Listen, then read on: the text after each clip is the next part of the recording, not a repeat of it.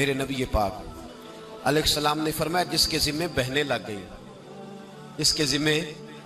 بہنیں جس کے ذمے لگ گئی، باپ کمزور ہو گیا یا باپ انتقال کر گیا، جس کے ذمے بہنوں کی ڈیوٹی لگ گئی، محبوب فرمانے لگے اس نے 3 بہنوں کی اچھی پرورش کی، اچھا ادب سکھایا اور عزت کے ساتھ رخصت کر دیا، یا 2 بہنیں اس کے ذمے لگی، اس نے آداب سکھائے، یہ ابو داؤد شریف ہے، ابن ماجہ ہے،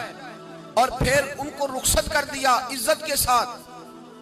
پھر ایک مقام پہ فرمایا چلو ایک بہن ہی اس کے ذمے لگی تھی، اس نے ادب سکھائے، آداب سکھائے، عزت سے رخصت کیا، حضور کیا ملے گا؟ فرمایا باقی نیکیوں والوں کو ثواب ملے گا، جو بہنوں کا بوجھ اٹھائے گا جس طرح میری 2 انگلیاں جڑی ہوئی ہیں اس طرح میرے ساتھ جڑ کے جنت میں داخل ہو جائے گا۔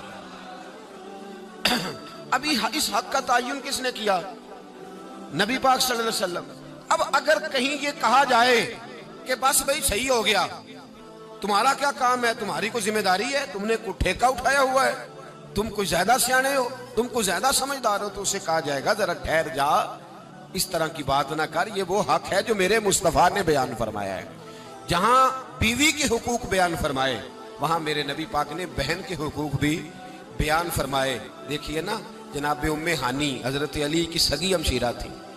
نبی پاک صلی اللہ علیہ وسلم کی چچا زاد بہن تھی، پر اللہ کے رسول ہمیشہ انہیں تحفے بھیجا کرتے، ان سے محبت فرماتے، ان کے بچوں کے ساتھ پیار کرتے۔ فرمایا علی کی بہن نہیں، یہ میری بھی بہن ہے۔ کیا لوگوں کو تاریخ کی وہ بات یاد نہیں؟ آج میں نے دیکھا ہے بھائی کے پاس شاہ خرچیوں کے لیے بڑے پیسے ہوتے ہیں،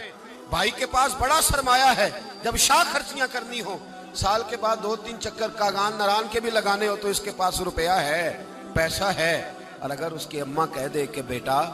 عید کا موقع ہے، کوئی پرانا جوڑا ہی اٹھا کے بہن کو دے آ، تو کہتا اماں حالات بڑے سخت ہیں، اب میں تمہیں کیا بتاؤں۔ ہمیں وہ بات یاد نہیں کہ نبی پاک کی رضائی بہن جناب شیمہ